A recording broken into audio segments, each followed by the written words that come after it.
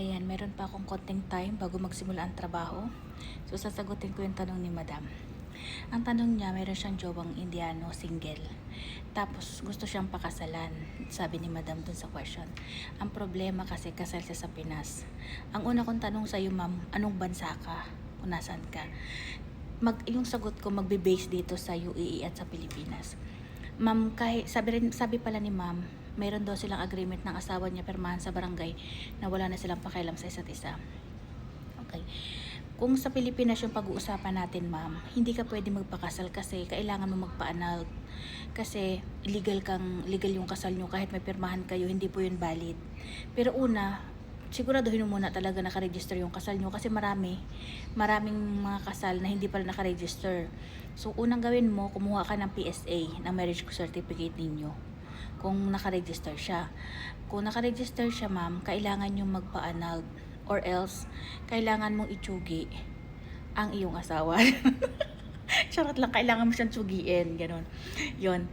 Pero ma'am, huwag ka mawala ng pag-asa. Tulad nung sanabi ko sa isa kong video, maraming Indiano or may Indiano na tinulungan yung mga jowa nilang Pilipina i-annul sa Pinas para magpakasal. Meron dyan, i-search nyo yung Pilipina na nagkukontent siya ng tungkol sa annulment nila.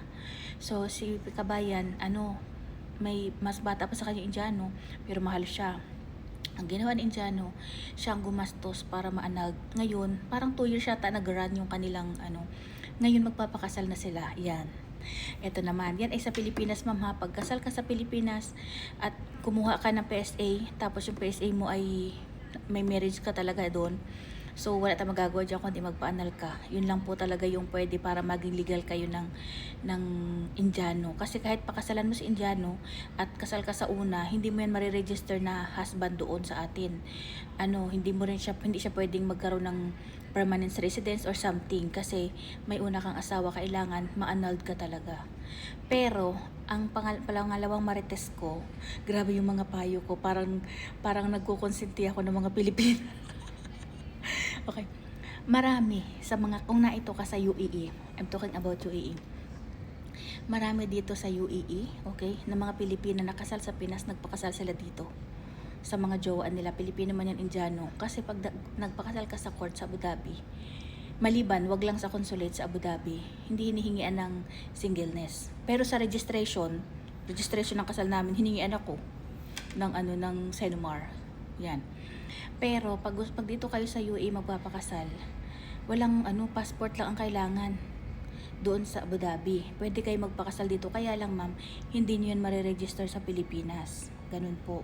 So ganito na lang ang gawin mo, ma'am. Para maligal siya, okay? Marami akong kaibigan din. May kaibigan din ako nakapag-asawa ng Amerikano. So, mga 2 years nga talaga yung run nun. Nag-under the table sila, mga ganun.